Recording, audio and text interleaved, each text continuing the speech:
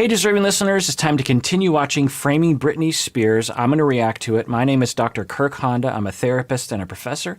Let's see if anything of interest comes out of my face. Ladies and gentlemen, Britney Spears. Britney Spears' comeback is translating to her checkbook. Estimated earnings of $58 million in the past 12 months. I think your performance was incredibly special. It was beautiful, and your tone, I agree with Demi. You have such a soulful tone for such a young age. It was amazing. And then she does a really big deal, which is a residency in Las Vegas. Now, what I will say is that whatever Britney is doing, probably complying with treatment, I'm guessing, based on the assumption, which we don't know, that she has an ongoing mental disorder that needs treatment. Who knows? Now, again, the other possibility, so they're telling us that after the conservatorship or after all the chaos, she managed to get her career back on track and she seems like she's doing really well.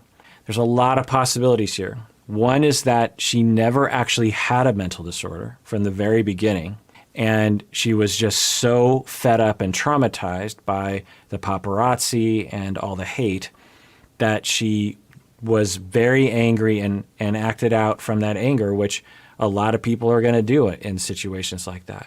I think I said in a previous episode that if I was being treated like Britney, I would have shaved my head and tried to punch a paparazzi person. I would have tried to assault all sorts of paparazzi for getting in my face, not because that's a good thing or it's a legal thing or an ethical thing. You invade my space, I'm going to push back. And so maybe Britney never suffered from anything, and she was so upset, understandably, logically upset, that the courts temporarily said, whoa, she is symptomatic, and they interpreted her as being mentally ill when in fact she was having a temporary normal reaction to something that was really horrible, the way that people were treating her. Another possibility is she suffered temporarily from a severe mental disorder and they justifiably took action to help her. There's another situation where she suffers, it's because it's not uncommon for a mental disorder such as schizophrenia or bipolar to emerge in symptoms in your 20s, in your late 20s, and to sustain itself for the rest of your life. So there's, in that scenario, with proper treatment, like I've been saying, you might be able to get your symptoms to come down. Maybe that's why her life is going well. Who knows? Now, if her life was going pretty well and she was pretty functional and her symptoms were pretty low and she was compliant with treatment and the prognosis looked pretty good, then why not take away the conservatorship, right? So that's a big question. Merchandise related to the residency, which was one of the most popular Vegas shows of all time. She's living the life of a busy pop singer, and yet we're also being told that she's at risk constantly. The business of Britney Spears had become this very guarded universe. Right. So that's unusual. For someone to be determined that they need a conservatorship means that the experts and the courts agree that this individual, their mental disorder or their mental condition or some other issue is so severe that the government needs to strip away your rights as a human being. If that's true, if they determine that, the experts and the courts and everyone agrees, that she is so dysfunctional that she cannot have control of her finances or her house or her business, and she's only allowed 1.5% of the revenue, which, by the way, is still a lot of money, given that she's getting $1 million a week just on the live shows. Who knows what the other thing she's getting? But the point is that how can that be true, that she's so incompetent that she needs all these people in power over her life, but she's completely able to perform all the time, and not just perform for a camera, but for on stage and coordinate everything, to be there on time, to not be confused, to work well with other people. That's an interesting contrast right there, right? And there was, a very small inner circle of people who were able to interact with her daily, because of the conservatorship. Anytime there's that amount of money to be made, you have to question the motives of everyone close to that person, especially if they are putting her in a position where she cannot make decisions without checking with somebody. Now, as a therapist, I wonder if, given the way that she was raised, maybe even being in show business from an early age, that she isn't in touch with who she really is and what she really wants. It's not uncommon for people to be raised like this to have that issue. It's also not uncommon for anyone to have this issue, where the way they're raised, they're just not really in touch with who they are and what they want. And so they tend to be very outwardly focused, meaning that they look to others to tell them what to do. They look for others to validate them. And they can't really look inward to validate themselves or to find out, what do I want in this situation? And so who knows? But it's possible that for Britney, she might tell us years from now that during that time, she really just did not know who she was and what she wanted. And everyone was barking at her. And she just went along with it because she thought, well, I don't know what else to do. Because if I get away from these people, there's other people that are going to be yelling at me. And maybe it's just safer to stay in the situation. Now, we actually have a very close analogy to Britney, which is the story of Brian Wilson from the Beach Boys. And we have a lot more data on that because, or at least I do, off the top of my head. I'm just more familiar with his story, that he suffered from severe mental illness and is still being treated for it, I believe, and doing pretty well, but had pretty severe mental symptoms of delusions, I believe. I think he might have suffered from schizophrenia, and it emerged in his 20s at some point. And his life was becoming unmanageable, and there was a lot of money, and there was the brand of the Beach Boys to uphold. And someone came in, and I don't know if he had a conservatorship, but he definitely had control over Brian Wilson's life. And it was his therapist, I believe his psychiatrist. And the psychiatrist completely took over Brian Wilson's life, told him what to eat, told him when to go to bed, started writing music together. The psychiatrist actually got Brian Wilson of the Beach Boys to co-write a song and publish it together because the psychiatrist always wanted to be a rock star, I guess. And later on, and the psychiatrist was pumping him with all sorts of meds in this very unethical way. And later on, it was found, if I remember right, don't take my word on this, but I think the psychiatrist, and I'm not even quite sure if it was a psychiatrist anyway, it was a mental health professional who was found to be unethical and maybe even breaking the law. And so it's not unheard of to have a situation where you have a very powerful performer, very rich performer, who has some symptoms, but a very powerful person with a lot of interest in taking over this person's life has done that before.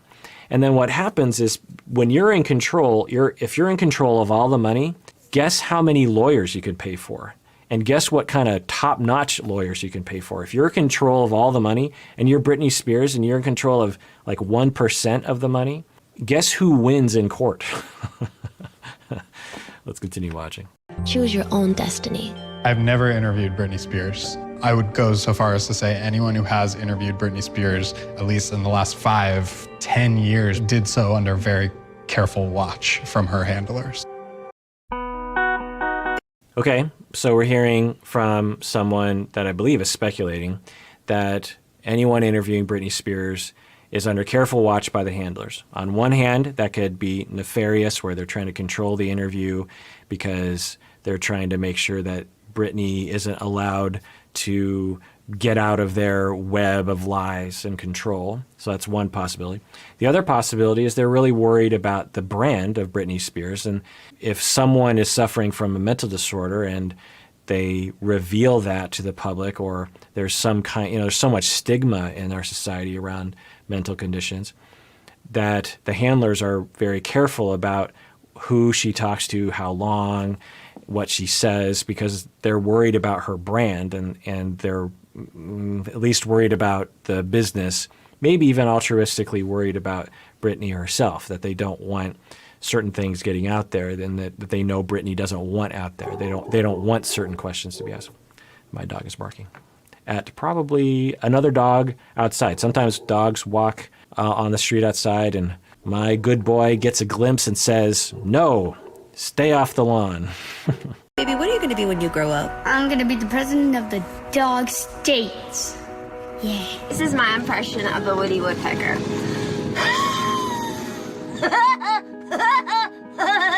Now, in this documentary, I'm always wondering what kind of thesis that they have, and I'm guessing, again, that the thesis is that Britney deserves to be freed, and maybe she does.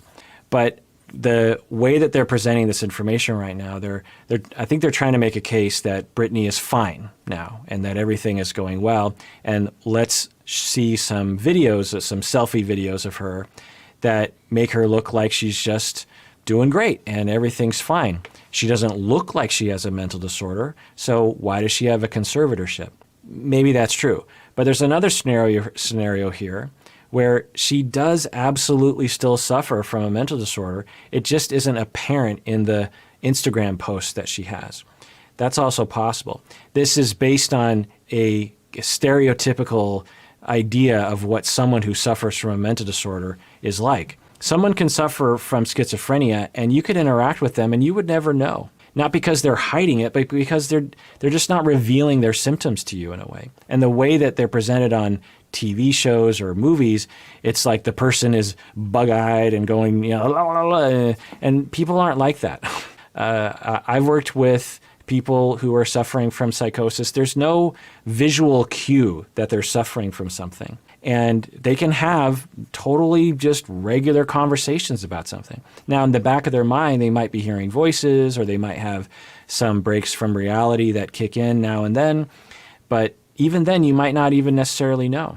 I'll tell you a situation that I had early in my career. I might have been an intern at the time, 25 years ago. And I'm talking with a client. And again, I always fictionalize this stuff to protect confidentiality. But I'm talking with a client, and he is talking about his life, and I'm helping him out, and I'm feeling like the session's going pretty well. And then all of a sudden, he looks out my office window, and he sees some people getting in and out of a car. And he says, you see those people over there? And I look out the window, and I was like, oh, yeah, those people. He's like, those people have been following me. They're with the FBI. And I thought, oh, wait, what? Those people they're following? Why is the FBI following you? And he gave this elaborate story that I won't go into that sounded credible. It sounded like it's possible that he had inadvertently committed some crimes and the FBI were trying to catch him or they were investigating him. A ways into the story, because at this point I'm like, wait, so this sounds like a pretty big deal to you. Tell me more about this. How are you feeling about it? And we talked about that for a while. And then all of a sudden it occurred to me that this client actually is having a delusion. And it had not occurred to me up until that point. One, because he had never had delusions before and had never reported any. And I'd seen him for many sessions before that.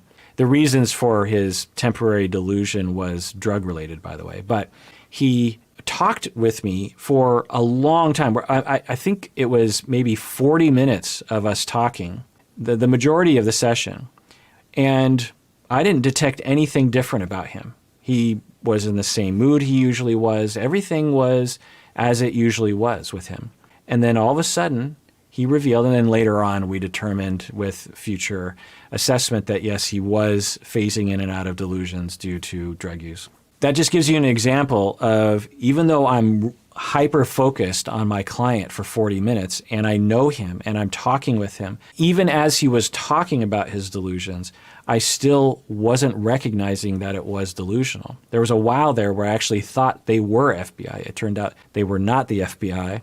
That was just other clients dropping off their kid. Point is that someone having ups and downs with symptoms can absolutely have videos like this and quote-unquote appear normal, but that's only because we have stereotypes of what people suffering from mental disorders look like.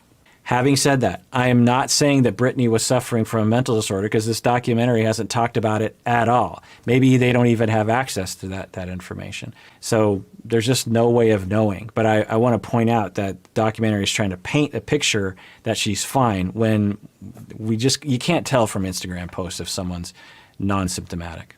Conservative's business activities have greatly accelerated due to her increased well-being and her capacity to be more engaged in furthering her career activities.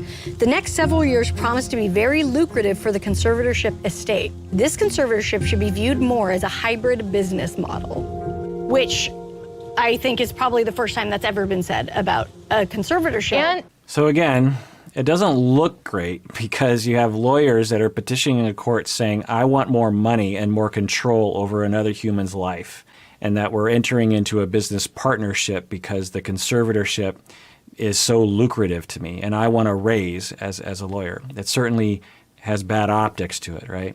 And maybe it is. Maybe if we actually had data, which we don't have, and we certainly can't look at Instagram posts, especially the ones that they're showing us, as an indication of any data of any sort along those lines. It's possible. On the other hand, it's also possible that it's a good call that for Britney to have the life that she wants. You know, there's a scenario where Britney actually is saying, yeah, I have issues and I kind of need someone to be in control of things because of these 10 reasons that no one knows about. And on one hand, I like the control and I like the fence posts, if you will, to contain me because then that gives me the chance to actually live the life that I want because I want to tour and I want to record. And if I didn't have this fence around my life would spill out of control and bad things would happen. I mean, there's a possibility that that's true. But I want a little bit more freedom. I don't like this, and this about the conservatorship. And then the conservatorship people are saying, well, if you want the conservatorship and if you think it's important to you, then you have to do this, and this, you know, and maybe there's some tension there. That's another scenario that's possible. Again, the first scenario is possible as well, where she is being controlled and brainwashed and told that she is incompetent when she actually is competent, or at least no one is seeking to help her to become competent, that people have a vested interest and an economic interest in essentially beating her down emotionally so that she believes she can't do things on her own.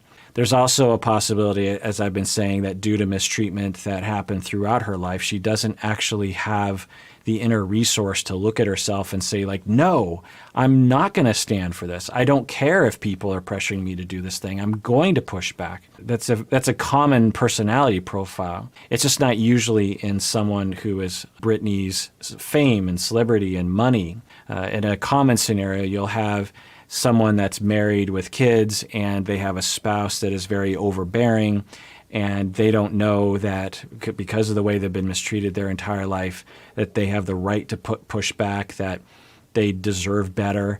And in those situations, we can imagine a lot of scenarios like that. We might have friends like that. We might even be like that ourselves. And in Britney's position, it's possible that the people are capitalizing on that personality trait. Who knows? We're almost done with the documentary, and I'm guessing I'm never going to be satisfied with the data. I thought this documentary was actually going to present some hard data. Again, maybe a psychological report, some indication of just what disorder they even claimed she suffered from. There's been nothing. It's just been a bunch of, they're literally interviewing people who look at her Instagram posts and try to decipher a secret message that she's saying. And there's a pretty good possibility that there is no secret message, or if there was, they're not interpreting it right. So this documentary's idea of giving us information is to ask random people to speculate who have never met her and never seen any of the data. So we just have to remember that this documentary is of that sort, which is fine. I guess it's a piece of entertainment, I suppose, but this documentary has essentially said nothing to the core issue that they're actually talking about. What is the mental disorder? What are the symptoms? If you don't know, then you just have to say, we have no idea, because we don't have access to that information. And then nothing, disappears. No sign of her on Instagram. We're just like, where the fuck is Britney? Out of nowhere, Andrew Wallach quits. This guy just asked for a raise. And Why had would been you? the conservator since the onset of the conservatorship. Like, So again, no offense on these fellow podcasters, by the way. They have a podcast. I have a podcast called Psychology in Seattle. They were asked to do this interview, and God bless them for doing it. But I just want to point out that this documentary by the New York Times is trying to tell us a story about Britney Spears and the conservatorship, and the only people they can get to talk about it for a pretty important, span of time of what would be interesting to us as a viewer, they're talking to podcasters who have no access to the reports, no access to the legal reports, or don't talk about it at the very least, and are purely just speculating based on extremely limited information. And God bless them, they're interested in Britney Spears. They seem to really like her, and they are trying to help her. And they have every right to, speak their opinion, of course. But I just want to point out that the documentary either didn't look into it or didn't have access to it and just tried to fill out the time by asking complete strangers to Britney Spears and the legal troubles and the mental health evaluations to just speculate about things that they're seeing on the internet. So I just want to make sure that we understand that that's what's happening right now. Nothing wrong with that if it's entertainment, but it needs to be situated that way. what? Something is going on behind the scenes here. Finally, the Instagram, which had been dark, there's a meme. The caption says, "We all need to take time for a little me time." And there was a smiley face. All right, again, on one hand, this going dark on Instagram and then suddenly say we all need a little time for me time could be an indication that she's being controlled and that she's trapped and she's trying to get out and there's a lot of nefarious people in control of her. Okay, it's a possibility. It's also possible that she just wanted to get off Instagram for a while. Another possibility, we have no data to know, that she is actually having some symptoms and her and her team determined, let's cancel the shows, let's cancel the Instagram. It's actually one of the first things that we recommend for people who are suffering from delusions, because when people are highly symptomatic with delusions, psychosis, this sort of thing, sometimes they will use the internet as a way of communicating their delusional ideas. And that will alarm people on the internet. Or the internet will actually interfere with their recovery, because if you have ideas of people spying on you, or people are against you, or people are invading your mind, the internet provides a lot of stimulus for provoking those symptoms. People who are suffering from high symptoms of psychosis, some of you might even have a relative who temporarily maybe suffered from psychosis at some point, and you might have even seen some of the posts that they made during that time. They can be very alarming to people, and they can be very triggered by back and forths with people on the internet. Sometimes you might even be interacting with someone on the internet that you don't know, and you might be wondering what in the world is going on with this person.